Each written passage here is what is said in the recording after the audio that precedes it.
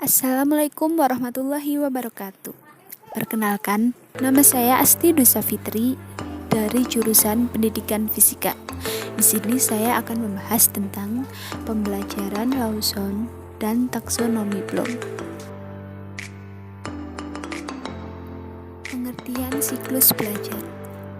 Siklus belajar adalah suatu model pembelajaran yang berpusat pada pembelajaran atau student-centered. Model siklus belajar merupakan model pembelajaran yang memiliki fase-fase dalam pembelajarannya. LC pada mulanya terdiri dari fase-fase eksplorasi, pengenalan konsep, dan aplikasi konsep. Pada tahap eksplorasi, pembelajaran diberikan kesempatan untuk memanfaatkan panca inderanya semaksimal mungkin dalam berinteraksi dengan lingkungan melalui kegiatan-kegiatan seperti praktikum, menganalisis artikel, mendiskusikan fenomena alam, mengamati fenomena alam atau perilaku sosial, dan lainnya. Dari kegiatan ini diharapkan timbul ketidakseimbangan dalam struktur mentalnya yang ditandai dengan munculnya pertanyaan-pertanyaan yang mengarah pada perkembangannya daya nalar tingkat tinggi yang diawali dengan kata-kata seperti mengapa dan bagaimana. Fase-fase siklus belajar.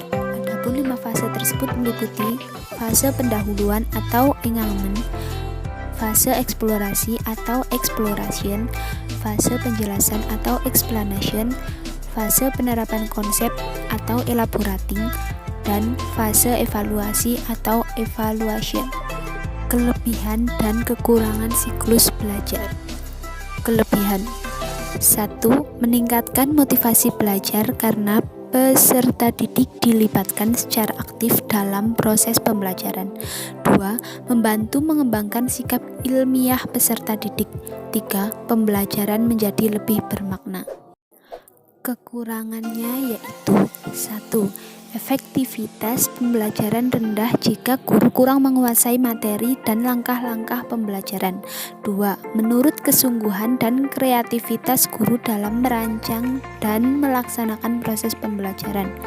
3. Memerlukan pengelolaan kelas yang lebih terencana dan terorganisasi. Yang terakhir, memerlukan waktu dan tenaga yang lebih banyak dalam menyusun rencana dan melaksanakan pembelajaran. Cara mengupayakan lingkungan belajar agar siklus belajar berjalan optimal. Lingkungan belajar yang perlu diupayakan agar siklus belajar berlangsung konstruktivistik menurut H7 adalah tersedianya pengalaman belajar yang berkaitan dengan pengetahuan yang telah dimiliki siswa. Tersedianya berbagai alternatif pengalaman belajar jika memungkinkan. Terjadinya transmisi sosial, yakni interaksi dan kerja sama individu dengan lingkungan.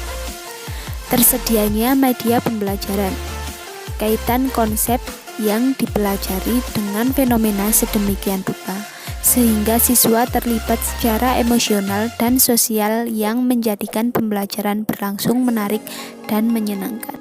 Macam-macam siklus belajar. Terdapat 3 macam model siklus belajar, yaitu siklus belajar deskriptif. Pada model ini, siswa menemukan dan mendeskripsikan apa yang telah ia dapatkan. 2. Siklus belajar empirikal atau abduktif. Pada siswa juga menemukan suatu dengan mengeksplorasi tetapi telah melangkah lebih jauh, yaitu dengan menciptakan sebab-sebab yang mungkin ada pada pola tersebut. Dan yang terakhir, siklus belajar hipotetikal deduktif. Siswa mengemukakan pertanyaan-pertanyaan sebab akibat yang dapat menimbulkan beberapa macam penjelasan. Manfaat pendekatan siklus belajar. Adapun manfaat pendekatan siklus belajar adalah pendekatan siklus belajar memberikan suatu format untuk perencanaan pembelajaran. Pendekatan siklus belajar menggunakan tipe empirik induktif dalam pengajaran yang menggambarkan sebuah strategi. Pendekatan siklus belajar memberikan pengalaman konkret pada siswa. Pendekatan siklus belajar memberikan kesempatan kepada siswa untuk bekerja sama dengan teman-temannya, menguji serta mendiskusikan gagasan tersebut secara terbuka. Pendekatan siklus belajar memudahkan siswa memahami konsep yang diajarkan. Pengertian taksonomi Bloom. Secara etimologi, kata taksonomi berasal dari bahasa Yunani, yaitu taksis dan nomos. Taksis berarti pengaturan atau divisi, dan nomos berarti hukum. Jadi, secara etimologi, taksonomi dapat diartikan sebagai hukum yang mengatur sesuatu. Taksonomi dapat diartikan sebagai pengelompokan suatu hal berdasarkan hierarki atau tingkatan tertentu, di mana taksonomi yang lebih tinggi bersifat lebih umum dan taksonomi yang lebih rendah bersifat lebih spesifik. Ranah dalam taksonomi Bloom yaitu 1. Ranah kognitif, 2.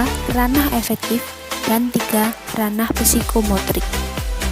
Taksonomi Bloom ranah efektif mencakup tentang 5 hal, yaitu 1. Penerimaan, 2. Responsif, 3. Nilai yang dianut, 4. Organisasi, 5. Karakterisasi. Ada 5 kategori dalam ranah psikomotrik, mulai dari tingkat yang sederhana hingga tingkat yang rumit, yaitu peniruan, manipulasi, ketetapan, artikulasi, dan pengalamiahan.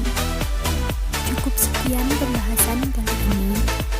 Kurang lebihnya mohon maaf. Wassalamualaikum warahmatullahi wabarakatuh.